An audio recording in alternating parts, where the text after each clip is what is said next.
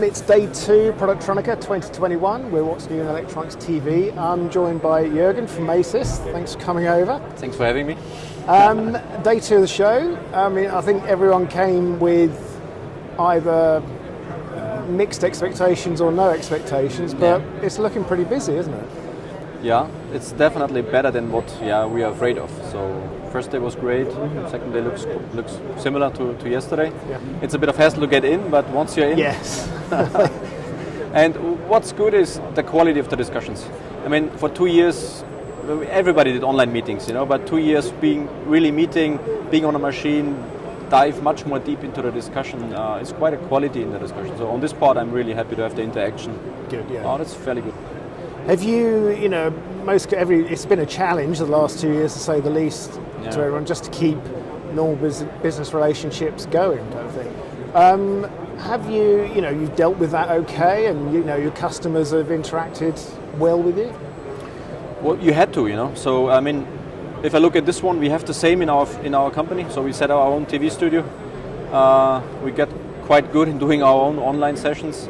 But again, it's not replacing the physical meeting. So yes, it's part of the normal life now. It's part of how we also work in the company, more digitalized. Nevertheless, you still need to have face-to-face meetings. So you get used to it. You do online FAT tests on machines, so the customer's not going over. We help remotely, installations with videos. You can manage almost everything. It's sometimes not as effective as it would be face-to-face. Nevertheless, we are happy if we can really meet our people, definitely. Yeah, exactly, yeah. So what are you showing people at the show this year then? Well, if you look on our booth, we have the full setup here. So we really went deep into development of the fully automated line. We show a new printing platform, the 06000, the first fully autonomous printer. We show the first fully autonomous replacement process for the bareboard handling, the latest generation of routing series, laser marking series, the fully integrated material logistics for components, for boxes, for whatever you handle on a shop floor, and overall guided by software solutions there. So it's the full range of motion of ASYS. Yeah. So it's a big stand then. Yeah, definitely. You can spend time there. Yeah. 2 years ago, when we were still talking face to face with everyone, we were talking very much about AI, IoT, connected working, machine learning, big data. And at the time, everyone was saying, yes, we will do these things, but it needs buy-in from the customer, and the customers need reassurance of security, privacy, all of those issues. Are you seeing, are customers catching up with that kind of thinking now? It's a big topic. I mean, if you talk, security is a big thing. So also we put measures in place, applying on the new DIN ISO 27001, so raising the standards up to be compliant with what all the customers' requirements are. Because again, if you look in our booth, seeing the fully integrated smart factory, which is there, it's not just a potential roadmap, it's there. And we are ready to deliver this one. And we see the demand for it. Definitely customers see the need. Yeah. They have struggled to get operators. You need to get a higher integrated automation, definitely. So we have to work on our side, which we do, and on the other side, customers are more open to do it because they see the need. Simply as that. Yeah, market forces generally dictate those things. There's no option. No. Productronica is one of the greats in the show calendar, really, isn't it? Absolutely. And it does seem, even despite the situation, to still be a global show. People have exhibitors have come. And visitors seem to be coming from all over. That's a good point. I mean, our Asia team didn't come over, but our American team in South America, and they have a bunch of customers coming. Really? So when I was leaving the booth, was a Brazilian customer coming and talked to our Brazilian sales. So really interesting. And same story, we talked to them like, hey, what brings you over? Like, oh, I'm so desperate to get out. Yeah. So they took the hassle flying over. Excellent, yeah. And this is still a cornerstone because people need after 2 years to see what's going on. And yes, you can do online meetings, but being there, show really on the hardware. 2 years is a long time in our industry. It is, and I mean, it's an industry that is, to me, it seems to be speeding up. Yeah. The speed of change.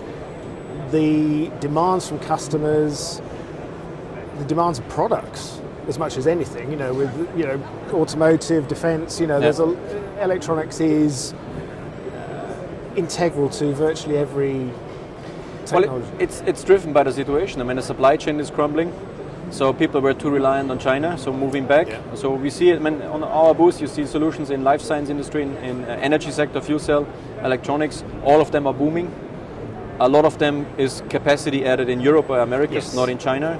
Then you have the problem, I don't get the workforce, I need it more automated. So they come to us like, yeah, you have the process, but I want to have the full package.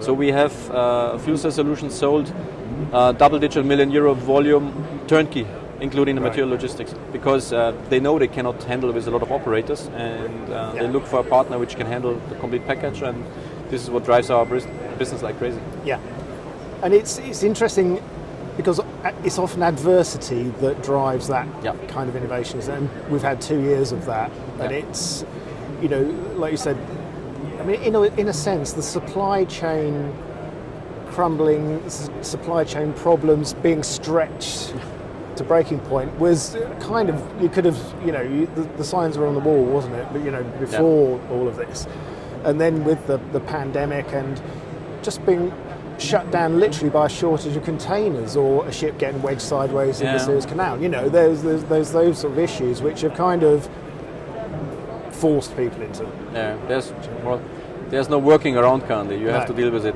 And it's not such semiconductors, it's everything. Yeah. Exactly. The feeling is like everything is short. Yeah. And how quickly do you think industry can respond to catch up, to create those manufacturing sites to manage those problems? Well, you have to work on your supply chain. I mean, we're selling a lot more in material logistics because people are more aware of that. This in-time management is critical, so they go more in stocking, being more ready for this part. Again, the story about automation, they know that they cannot rely on, or it's not so easy to get the operators there. So you have all these kind of things in place, and it's a hell of work. Yeah. I mean, for smaller companies, if you have to go more in automation, more sophisticated solutions, material logistics. So where do you get all this knowledge from? So which suppliers do you have can deal with it? It's complex. It's a short cycle. You have to deal with it. Then the risk management, how many things you put on stock. It's overall really difficult situation. Yeah. But you're in a good position if you can offer a turnkey solution setup for those situations, so you can create a line in a it's definitely driving it, and we have the size to do it globally because customers come to us like, you can ramp this up, you can the process, and one of the reasons why we come to you, more than 1,000 people, we know that you can do it in Texas, you can do it in Shanghai, you can do it, that's a big point as well. Yeah. So. That's fantastic, and it's great to see people walking around the show. And I'm glad you're having a busy show as well so far. Thank you very much. Thanks for having me again, and always a pleasure. Good to see you. Thank you. Thank you.